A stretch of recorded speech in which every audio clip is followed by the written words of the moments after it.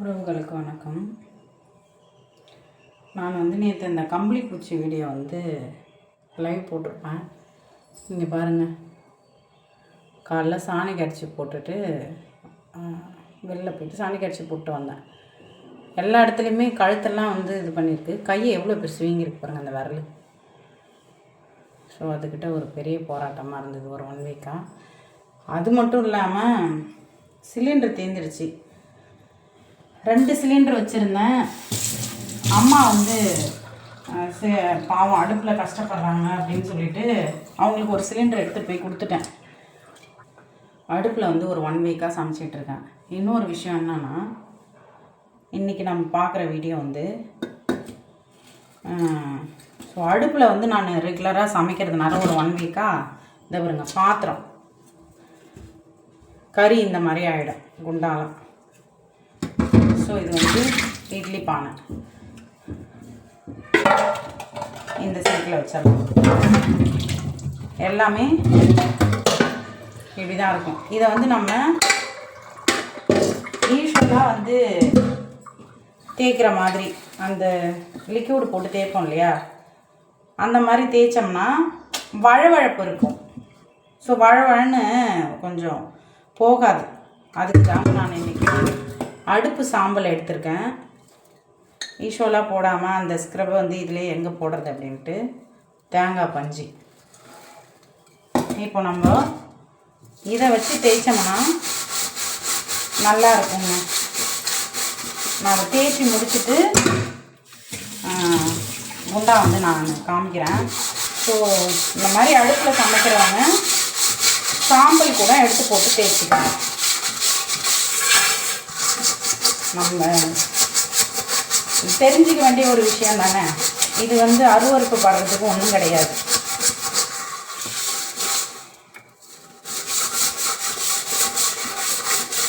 சகிப்புத்தன்மை உள்ளவங்க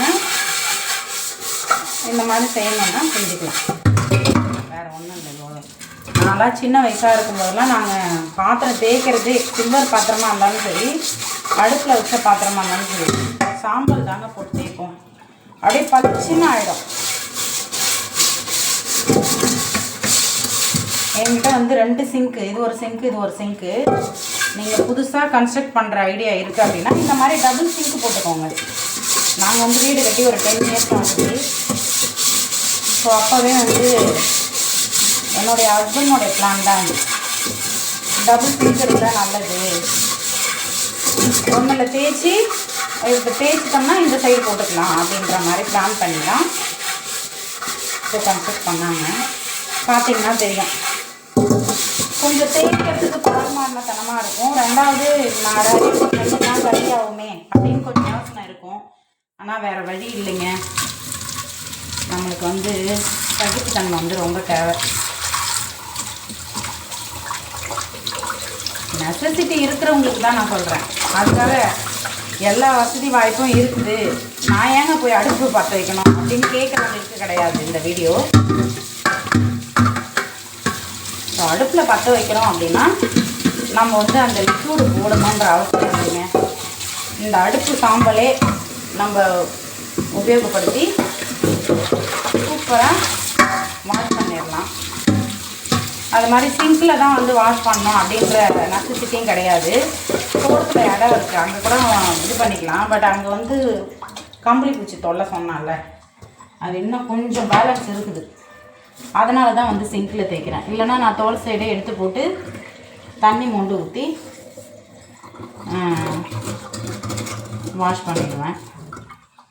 ஸோ உங்களுக்கு வீடியோ சொல்லணுன்றதுனால கம்ஃபர்டபுளாக இருக்கும் இங்கே அப்படின்றதுனால தான். மறக்காமல் என்னுடைய ஹவுஸ் ஒய்ஃப் அலப்பறை சேனலை சப்ஸ்கிரைப் பண்ணி வச்சுக்கோங்க. நான் போடுற வீடியோலாம் லேடிஸுங்களுக்கு பயனுள்ளதாக தாங்க இருக்கும். கடாமுடா வீடியோஸ்லாம் எதுவும் போட மாட்டேன்.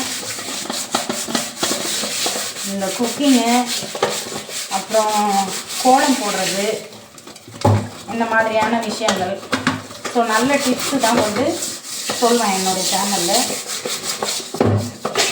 நம்மள மாதிரி சின்ன சின்ன யூடியூபர்ஸ்லாம்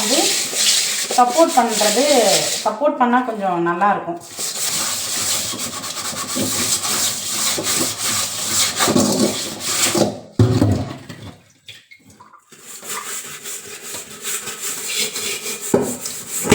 இந்த கம்பளி பூச்சி வீடியோ வந்து லைவ் போட்டிருந்தேன். அதுக்கப்புறம் அதை கொளுத்தி எரிச்சதெல்லாம் வீடியோ எடுத்தேன். அதையும் நான் அப்லோட் பண்ணுறேன், பாருங்கள். அதுக்கப்புறம் காம்படிஷன் வந்து நீங்கள் பாண்டிச்சேரி யாருன்னா இருந்தீங்கன்னா 9th அன்னைக்கு வாக்கத்தானே இருக்குதுங்க இந்திரா காந்தி ஸ்டேடியத்தில். ஸோ மறக்காமல் அப்ளை பண்ணிடுங்க. நான் வந்து என்னுடைய இதில் போடுறேன், யூடியூப்பில் போடுறேன். அதில் போய்ட்டு ரெஜிஸ்டர் பண்ணி வச்சுக்கோங்க. ஃப்ரீ ரெஜிஸ்ட்ரேஷன் தான். எதுவுமே நம்மளால் முடியலன்னு நினைக்கக்கூடாதுங்க. எல்லாமே நம்மளால் முடியும் அப்படின்னு நினச்சி நம்ம ஒரு விஷயத்தில் இறங்கினோம்னா ஃபஸ்ட் டைம் வந்து நம்மளுக்கு தோல்வி கிடைச்சாலுமே அடுத்தடுத்த சந்தர்ப்பங்களில் நம்ம வெற்றி அடையலாம். அதுக்கப்புறம் நாங்கள் இந்த குமுதம் காம்படிஷனுக்கு போயிருந்தோம். நான் வந்து பேச்சு போட்டி, அதுக்கப்புறம் வந்து சிங்கிங்கு, சாமி பாட்டு ஒன்று பாடியிருந்தேன், கோலம். இது 3லேயும் நான் பார்ட்டிசிபேட் பண்ணியிருந்தேன். பாருங்கள், பளிச்சுன்னு இருக்குது பாருங்கள். இதுக்கு வந்து நம்ம லிக்யூடு காசு கொடுத்து வாங்குவோம். அதை நிறைய போட்டு தேய்க்கணும். ஏன்னா கறி அதிகமாக இருக்கிறதுனால, அடுப்பில் இருக்கிறதுனால நம்ம கேஸ் ஸ்டவ்வில் சமைக்கும்போது லிக்யூடு யூஸ் பண்ணிக்குவோம், கொஞ்சமாக யூஸ் பண்ணுவோம், அது ஓகே பளிச்சுன்னு ஆகிடும். பட் இதுக்கு வந்து நிறைய போடணும். எதுக்காகங்க நம்ம வேஸ்ட்டாக காசு வேஸ்ட் பண்ணணும்? அதனால் அந்த அடுப்பு சாம்பலே எடுத்து வாஷ் பண்ணியிருக்கேன்.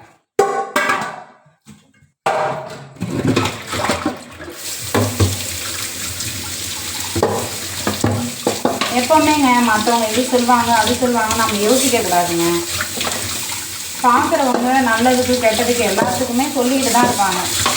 ஐயோ நம்ம அடுப்பில் பத்து இவங்க சொல்லிடுவாங்களே, யாராவது எதனா சொல்லுவாங்க, நம்ம ப்ரெஸ்டேஜ் என்ன வருது அப்படி இப்படின்னு நம்ம யோசிக்கக்கூடாது.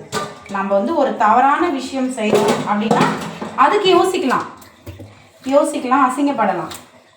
இதெல்லாம் தவறே கிடையாதே. அப்புறம் சிலவங்க சொல்லுவாங்க ஒரு டைலாக், காலத்துக்கு தகுந்த மாதிரி அப்டேஷன் ஆகணும். அப்டேஷன் தப்பு கிடையாது, நம்ம அப்டேட் ஆகிக்கணும். அதுக்காக இந்த மாதிரி விஷயங்கள்லாம் வந்து விடணும் அப்படின்னு சொல்கிறது தவறு. நம்மளுக்கு இப்போ கேஸ் ஸ்டவ் இல்லைன்னா வேறு வழியே இல்லை தானே, இது சிலிண்டர் இல்லை. ஸோ அது வர வரைக்கும் நம்ம ஒரு விஷயத்துக்கு அடாப்ட் ஆகிடும். அதுதான் நம்ம வந்து தவறான விஷயங்களுக்கு தான் அடாப்ட் ஆகக்கூடாது தவிர, மற்றபடி நல்ல விஷயங்களுக்கு வந்து நம்ம மற்றவங்க சொன்னாலும் எடுத்துக்கிறது தப்பு இல்லை, நம்ம செய்யறதுமே தவறு கிடையாது. ஸோ அந்த விஷயத்தில் வந்து நான் ரொம்ப கான்ஃபிடெண்ட்டாக இருப்பேன். இதை தேய்ச்சி முடிச்சுட்டு இன்றைக்குமே நான் அடுப்பில் தானே செய்யணும். அதுக்கே வந்து நான் ஆர்டர் போடும்போதே பே பண்ணிடுவேன். ஜிபேயில் ஆர்டர் போடுறோம்ல, அப்போவே வந்து நான் சிலிண்டர் புக் பண்ணும்போதே பே பண்ணிடுவேன். ஒரு 2 or 3 டேஸில் வந்து கொடுத்துட்டு போயிடுவாங்க. அவங்க வந்த அன்றைக்கி நான் காம்படிஷனுக்கு போயிட்டுருக்கேன், வீட்டில் இல்லை. ஸோ அதனால் எனக்கு வந்து டோர் லாக் போட்டாங்க கூட. இப்போ நான் திரும்ப கால் பண்ணி சிலிண்டர் எடுத்துகிட்டு வர சொன்னேன். இன்றைக்கி வந்து மார்னிங் வந்து இட்லி ஊற்றிட்டு புதினா சட்னி தான் பண்ண போகிறேன். அது வீடியோ போடுறேன் பாருங்கள். சிம்பிளான புதினா சட்னி, டக்குன்னு வேலை முடியும், ஆனால் டேஸ்ட்டாகவும் இருக்கும். ஸோ இன்றைக்கி வந்து புதினா சட்னி எப்படி பண்ணுறது, அதாவது எல்லோரும் ஒரு ஸ்டைலில் பண்ணுவாங்க இல்லையா, அந்த மாதிரியும் பண்ணலாம். இப்போ நான் இன்றைக்கி போடுறேன் வீடியோ, புதினா சட்னி பண்ணுற வீடியோ, அந்த மாதிரி பண்ணலாம். ஸோ சிம்பிளாக அந்த மாதிரி நல்லாயிருக்கும். அதுக்கப்புறம் புதினா ரைஸ் கூட ஒரு நாள் ரொம்ப ரொம்ப ரொம்ப சிம்பிளாக பண்ணி போட்டிருந்தேன், ஆனால் டேஸ்ட்டு சூப்பராக இருந்தது.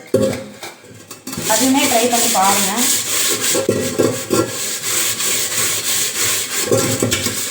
மறக்காமல் என்னுடைய சேனலை வந்து சப்ஸ்கிரைப் பண்ணி வச்சுக்கோங்க. நிறைய நல்ல விஷயங்கள் வந்து நான் சொல்லுவேன். ஒரு தவறான விஷயம், தவறான அந்த இது முகஸ்திக்கிற மாதிரியான ஒரு விஷயம் கூட இருக்காது. ஆனால் இந்த மாதிரி சொல்கிற வீடியோக்கு முகம் பிடிக்கிறோம்னா அது தப்புங்க. இதெல்லாம் தப்பு கிடையாது, நீங்கள் தெரிஞ்சுக்கணும். நிறைய பேர் என்கிட்ட கேட்பாங்க, எப்படிங்க நீங்கள் எப்படிங்க வீடியோ போடுறீங்களே யூடியூப்பில், அதெல்லாம் எப்படிங்க வீட்டில் அலோவ் பண்ணுவாங்களா அப்படிலாம் கேட்பாங்க. ஏங்க நம்ம என்ன தவறான செய்கிறோம்? ஏதாவது கவர்ச்சியான உடை போட்டுட்டு ஆடியா காமிக்கிறோம், இல்லை வேறு ஏதாவது தப்பான முகபாவனைகளை பண்ணுறோமா? அதெல்லாம் ஒன்றும் இல்லை. நம்ம கேஷுவலாக ஒரு விஷயத்தை வந்து கம்யூனிகேட் பண்ணுறோம். ஸோ தெரிஞ்சுக்காதவங்க தெரிஞ்சுக்கிறாங்க, அவ்வளோதான். மற்றபடி வந்து வேறு ஒன்றும் இல்லைங்க. கறியெல்லாம் போயிட்டு நல்லா க்ளீனாக இருக்குதுங்க பார்க்குறோம். நீங்களுமே அடுப்பில் செய்கிறவங்களா இருந்தால் இந்த மாதிரி சாம்பலை போட்டு விளக்கு பாருங்கள். ஆனால் நான் சின்ன வயசுலாம் இந்த மாதிரி தாங்க அடுப்பு சாம்பல் தாங்க போட்டு விளக்குவோம். என்ன ஒன்று, இப்போ இந்த சிங்க் இருக்கு இல்லையா, அந்த சிங்க்கை வந்து நம்ம இது போட்டு க்ளீன் பண்ணுறது தான் பெரிய விஷயமா இருக்கும். அதனால் நம்ம சிங்க்கில் வந்து தேய்க்காமல் வெளியில் இருக்கிற இடத்துல தேய்ச்சி வாஷ் பண்ணிக்கலாம். சூப்பராக ஆகிடுச்சு பாருங்கள். சூப்பர் மீன்ஸ் கறி இல்லாமல் ஆயிடுச்சு, அவ்வளோதான். ஓகே, என்னை சப்போர்ட் பண்ணுற அனைத்து உறவுகளுக்கும் மிக்க நன்றி. நன்றி.